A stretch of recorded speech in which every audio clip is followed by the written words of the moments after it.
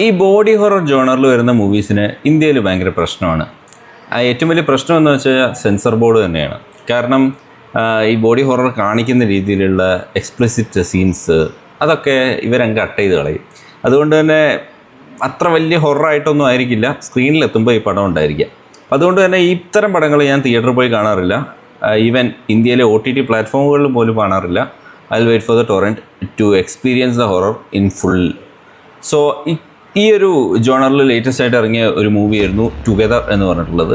അത്യാവശ്യം നല്ല റിവ്യൂ ഒക്കെ കിട്ടിപ്പോയ മൂവി ആയിരുന്നു ഇത്. സോ അതിൻ്റെ ഡിജിറ്റൽ റിലീസ് ഉണ്ടായി. ടൊറൻറ്റ് വഴി ആ പടം കണ്ടു. So let's review together.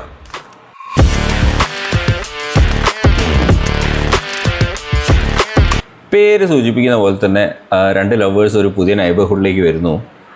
അവർക്ക് അവിടെ സംഭവിക്കുന്ന പ്രശ്നങ്ങളും അതിൻ്റെ ബാക്കി പത്രങ്ങളുമാണ് ഈ പടം പറയുന്നത്.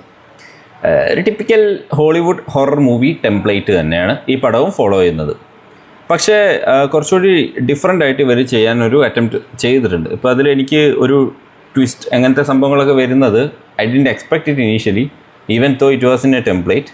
മാത്രമല്ല ഇതിൽ ചില സീൻസൊക്കെ ഉണ്ട്, പക്ഷേ എന്നാലും അത്രത്തോളം ഒരു ഗോറി അല്ലെങ്കിൽ ഒരു ഈ അർപ്പിക്കുന്ന രീതിയിലൊരു സീൻസിലേക്ക് ഈ പടം പോയിട്ടില്ല എന്നാണ് എനിക്ക് തോന്നിയിട്ടുള്ളത്. ഇപ്പോൾ ഇത് ഞാൻ ഈ പടത്തെ എപ്പോഴും കമ്പയർ ചെയ്തത് ദ സബ്സ്റ്റൻസ് എന്ന് പറഞ്ഞ് ഇറങ്ങിയ ഒരു മൂവി ആയിട്ടായിരുന്നു ലാസ്റ്റ് ഇയർ. ഇപ്പോൾ ബോഡി ഹൊററിൻ്റെ ഒരു ടെംപ്ലേറ്റ് തന്നെ ലൈക്ക് ഒരു റെഫറൻസ് പോയിന്റ് തന്നെ സബ്സ്റ്റൻസ് ആയിരിക്കണം എന്നാണ് എനിക്ക് തോന്നുന്നത്. അപ്പോൾ അത് വെച്ച് നോക്കുമ്പോൾ അത്രത്തോളം ഗോറി ആയിട്ടുള്ള സീൻസോ അല്ലെങ്കിൽ അത്രത്തോളം എക്സ്പ്ലോസീവ് സീൻസോ ഈ മൂവിയിൽ ഉണ്ടായിരുന്നില്ല.